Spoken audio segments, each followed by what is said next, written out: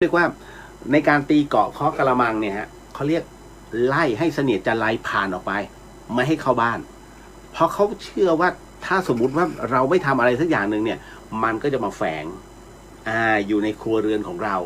อันนั้นก็คือเหมือนกับจะทำมาค้าไม่ขึ้นมีอุปสรรคมันคือคติความเชื่อนะฮะแต่ถ้าถามว่าแล้วฝรั่งเนี่ยมันเกิดปรากฏการณ์นี้ไหมมันก็เกิดของมันตลอดมันก็ไม่เห็นมีอะไรเกิดขึ้นถูกไหมฮะถ้าผมไปยกระหว่างเขตโซนกับเขตโซนเนี่ยความเชื่อคตินะฮะมันผิดกันดังนั้นก็แล้วแต่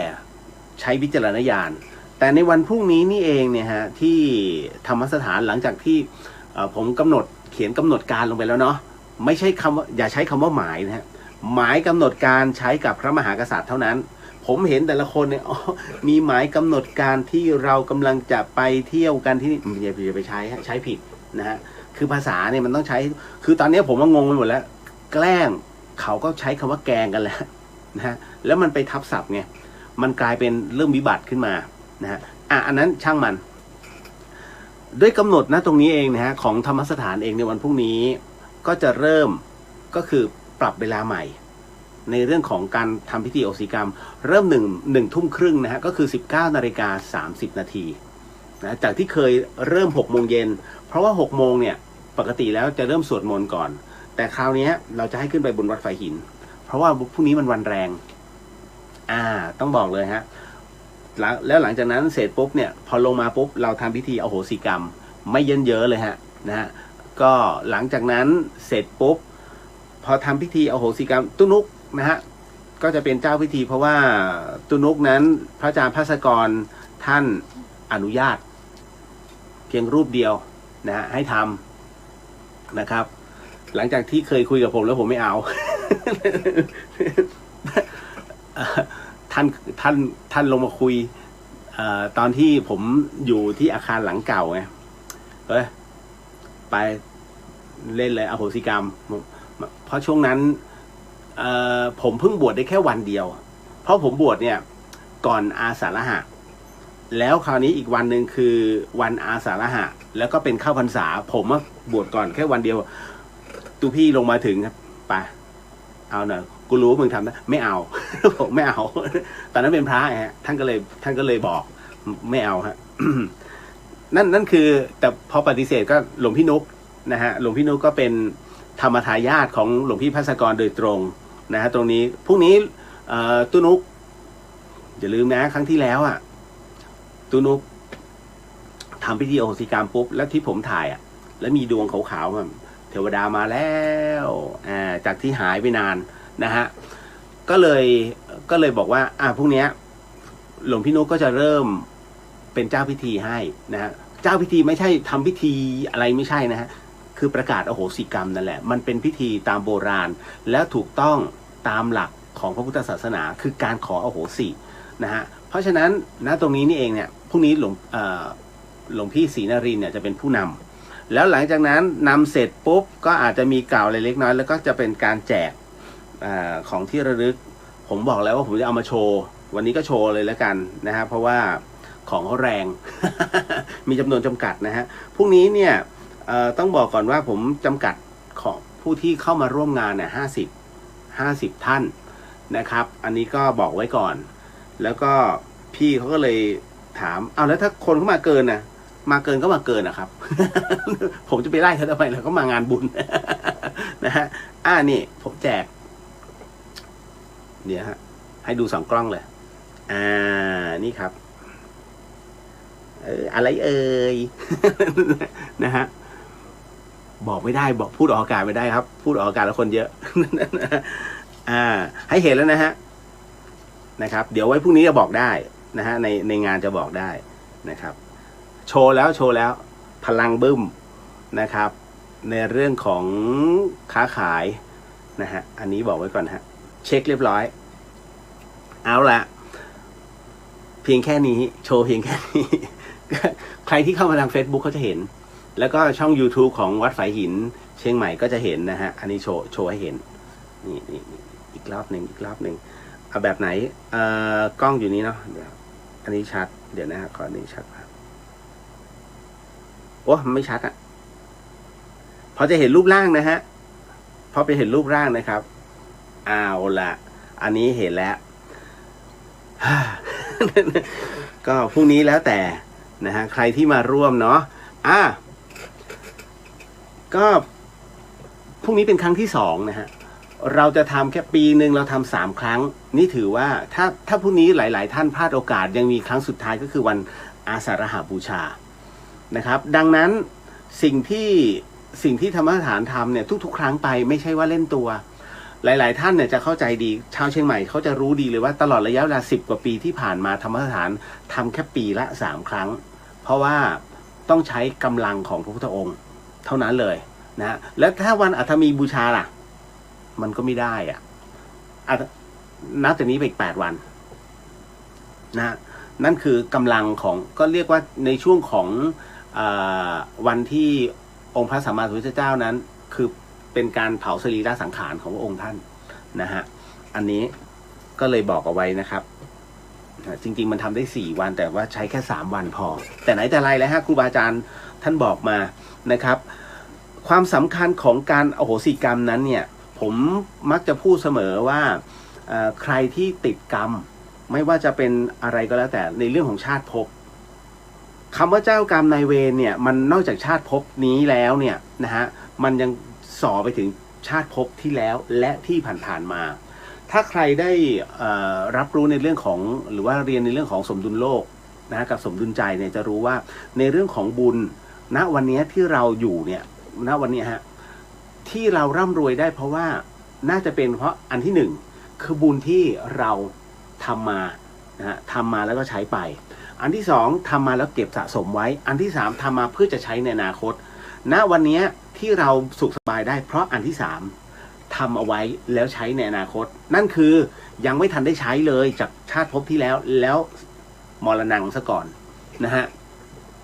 พอถึงเราตายเสร็จปุ๊บบุญมันยังไม่ได้ใช้ไงจึงมาใช้ได้ใช้ในช่วงของข้ามภพข้ามชาติเราจึงสุขสบายนะตามนี้ฮะเพราะฉะนั้นเนี่ยในตรงนี้นี่เองคนที่เป็นเจ้ากรรมนายเวรเราคือบุคคลทุกคนที่มีผลกระทบกับจิตใจถ้าคุณแคร์ทุกคนบนโลกใบนี้ทุกคนบนโลกใบนี้คือเจ้ากรรมนายเวรคุณแต่ถ้าสมมุติว่าใครที่เป็นเจ้ากรรมนายเวรของเรามากที่สุดลูกผัวตัวเมียพูดกันง่ายๆเลยญาติพี่น้องเพื่อนสนิทมิตรสหายรวมถึงครูบาอาจารย์นั่นแหละครับทั้งหมดทั้งมวลที่ผมกล่าวมาคือเจ้ากรรมนายเวรผิดครูรู้สึกเจ็บปวดไหมเจ็บปวดนะฮะทะเลาะกับเพื่อนสนิทผิดใจกันรู้สึกตะขิดตะขวงใจไหมแน่นอน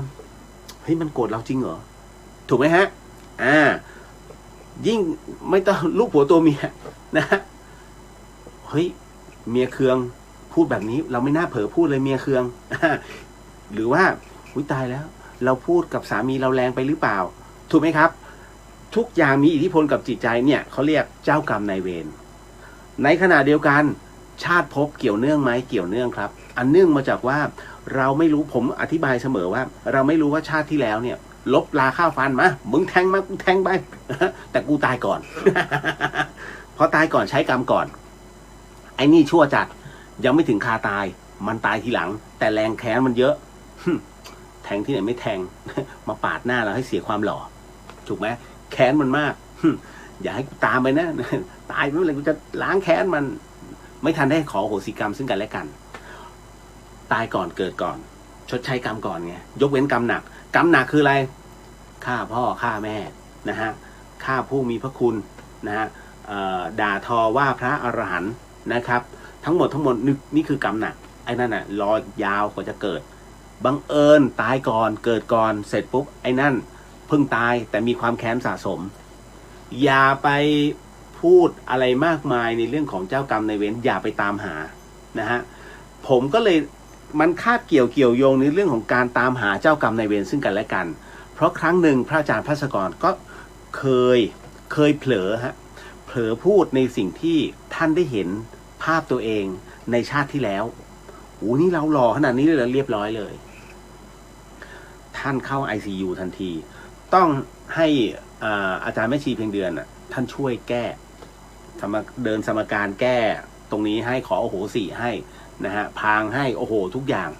อีกวันหนึ่งหลวงพี่ออกจากโรงพยาบาลเลยนั่นนะฮะผมก็จะเล่าเรื่องแบบนี้อยู่เรื่อยๆเพราะมันเป็นเรื่องที่มันไม่ควรรู้ไงถ้าเขาอยากให้รู้เขาให้เรารู้มาตั้งแต่เราเกิดแล้วนะฮะรู้ได้เฉพาะตนก็เก็บไว้เฉพาะตนไม่ต้องเผยหลวงพี่ภัสกรอยากรู้ได้เฉพาะตนท่านเลยสืบหาว่าตัวเองคือใครคือท่านรู้ของท่านรู้ว่าตัวท่านอะนะฮะในชาติที่แล้วเนี่ยชื่ออะไรเป็นที่เรียบร้อยแล้วท่านจึงส่อหาแต่บังเอิญทุกคนมีความเผลอเพราะท่านเผลอปุ๊บมันมาเลยเขาเรียกหลวงแม่บอกว่าเขาตามท่านเจอเพราะท่านไปเผลอพูดพอเผลอเสร็จปุ๊บเนี่ยเขาตามเจอว่าชาติภพนี้ท่านคือเขาท่านคือคนคนนี้เรียบร้อยเลยนั่นแหละฮะเพราะฉะนั้นในเรื่องของเจ้ากรรมนายเวรจึงมีผลนะครับอันนี้ก็เลยบอกเอาไว้ว่าเนี่ยฮะณตรงนี้ไม่รู้ไปทำอะไรกับใครเอาไว้ในที่สุดแล้วพิธีโอโหสิกรรมเนี่ยเมื่อเราขอโอโหสิกับดวงวิญญาณไม่ได้ไม่รู้จะพูดกับใครไงไอคนเป็นยังพูดได้ขอโหสินะโอโหสิกันอันนี้ไม่มีปัญหาแต่ไอดวงจิตที่มันไม่รับรู้เนี่ยแล้วเราจะทำให้ยังไงให้เขารับรู้นอกจากใส่บาตรถวายสังฆทานทำบุญเรียบร้อยแล้วเนี่ยถามว่าได้ไหมมันก็ได้แต่บางทีเขาไม่รับเคยได้ยินไหมฮะไม่รับบุญนะฮะทำไมอ่ะไม่มั่นใจนะฮะมีเยอะแยะนะฮะผีเปรตไม่ยอมรับบุญเนี่ยเยอะแยะแม้กระทั่งครูบาอาจารย์เลยนะสายกรรมฐานนะฮะเรียกได้ว่ารูปท่านตายแล้วอ่ะกระดูกท่านเป็นพระธาตุนะฮะมารู้ทีก็คือกระดูกท่านเป็นพระธาตุโอ้โหท่านเป็นพระสุปฏิปันโนนี่หว่าท่านส่งบุญให้มันยังไม่เอาเลยตอนที่ท่านมีชีวิตอยู่นี่คือสิ่งที่เราคาดเดาไม่ได้เพราะฉะนั้นจะทำยังไงพิธีโอโหสิกรรมจึงทำขึ้นมาเนี่ยเพื่อที่จะเหมือนกับภาวนาว่าเรากับท่านนะฮะตอนนี้เราขอโอโหสินะผูกมิตรกันนะฮะในชาติภพนี้ให้โอโหสิกันเถอะแล้วเราประกอบกรรมดีนะฮะเมื่อไหร่ก็ตามเนี่ยท่านก็ได้อานิสงส์กรรมดีนั้นไปด้วยเขาได้เป็นการต่อรองกันในตัวแต่เป็นการขอโอโหสิซึ่งแสดงความจริงใจให้กับสรรพสิ่งทั้งหมดทั้งมวลที่เราไม่มั่นใจว่าเขาคิดยังไงกับเรานี่คือผลของการขอโอโหสินั่นเองและอีกอย่างนึงก็คือว่าอะไรก็ตามที่มันกำลังกระหน่ำเราอยู่ณตรงนี้ด้วยณตรงนี้นี่เองเนี่ยฮะด้วยพลังขององค์พระสัมมาสัมพุทธเจ้านะฮะซึ่งท่านมีความเมตตาสูงอยู่แล้วกับสรรพสัตว์ทั้งหมดทั้งมวลด้วยพลังตรงนี้นะที่เราอัดเข้าไปเขากำลังจะทำร้ายเราเนี่ยมันสามารถแผ่วได้มันทำให้เจือจางลงได้แต่ถามว่าหมดไหมไม่หมดหรอกครับในเรื่องของการกระทำกรรมคนทุกคนทำอยู่แล้วฮะในเรื่องของกรรมพระบาทสมเด็จพระเจ้าอยู่หัวรัชกาลที่9เคยถามนะฮะท่านได้เคยปรารภถามกับพระเดชพระคุณพระราชพรหมยานตอนที่ไปวัดท่าสุงฮะท่านก็ถามว่าโอ้ยหลวงพ่อต้องตอนนั้นต้องบอกก่อนว่าพระเดชพระคุณหลวงพ่อฤาษีลิงดำเนี่ยในเรื่องของวิชาต่างๆของท่านเนี่ยเป็นที่เรื่องลือมากในหลวงรัชกาลที่9นั้นเสด็จพระราชดำเนินไปที่วัดท่าสูงเนี่ยฮะแล้วก็ได้มีการพูดคุยกันก็เลยบอกหลวงพ่อไอ้ที่เขาเขียนถึงหลวงพ่อนั้นมันก็ดูแรงเนอะ นะหมายถึงว่านักข่าวเขียนนะหรือว่าเกินไปนะแล้วตอนนี้เองเนี่ยในส่วนของแต่มันก็ต้องมีพระองค์บอกว่าแต่มันก็ต้องมีแหละอย่างนี้แหละเพื่อที่จะได้รู้ได้บ่งถึงกิเลสของแต่ละคนนะฮะเนี่ยกระผมก็อยากจะรู้ว่าตัวกระผมเองนะฮะจะต้องลำบากอีกนานแค่ไหนพระเดชพระคุณพระราชพรหมยานก็เลยบอกรัชกาลที่9บอกว่ามหาบพิตรเองเนี่ยยังต้องเหนื่อยและต้องเหนื่อยตลอดชีวิตเพราะมหาบพิตรเองเนี่ยมหาบพิตรไปทุกที่ประชาชนเดือดร้อนทุกที่ที่มหาบพิตรไปเนี่ยเพื่อพัฒนาและให้กำลังใจเขาเพราะฉะนั้นประเทศไทยเนี่ยยังต้องคงเอาไว้อะไรอีกหลายๆอย่างซึ่งท่านต้องเหนื่อยนะในหลวงรัชกาลที่9ก็เลยปรารภต่อบอกว่าแหมถ้าเป็นไปได้ ผมก็อยากให้ประชาชนชาวไทยนั้นของเรานั้นมีศีลห้านะหลวงพ่อเนอะหลวงพ่อฤาษีลิงดำเนี่ยท่านก็เลยบอกว่ามหาบพิตรหลวงพ่อปานเนี่ยซึ่งเป็นอาจารย์ของหลวงพ่อเองท่านก็บอกว่าไม่จำเป็นหรอกศีลห้ามันรักษากันยากหลวงพ่อบอกว่าเอาศีล2ก็พอในหลวงรัชกาลที่9ท่านตกใจฮะแล้วก็ท่านทรงยิ้มแล้วก็ถามไม่ทราบว่าศีล2นั้นคืออะไรครับหลวงพ่อพระเดชพระคุณพระราชบรมยานก็เลยบอกรัชกาลที่9ไว้ว่าศีล2ของหลวงพ่อปานนั้นก็คือ1อดินนานะการลักขโมยนั้นนะมันเป็นการเบียดเบียนถ้าคนเรารักษาศีลข้อนี้ได้เนี่ยความทุกข์ร้อนจะไม่มีทุกคนจะไม่มีการเบียดเบียนซึ่งกันและกันศีลข้อนี้สำคัญเสมอส่วนศีลข้อที่2นั้นนะฮะที่ต้องรักษาให้ได้จริงๆก็คือศีลข้อ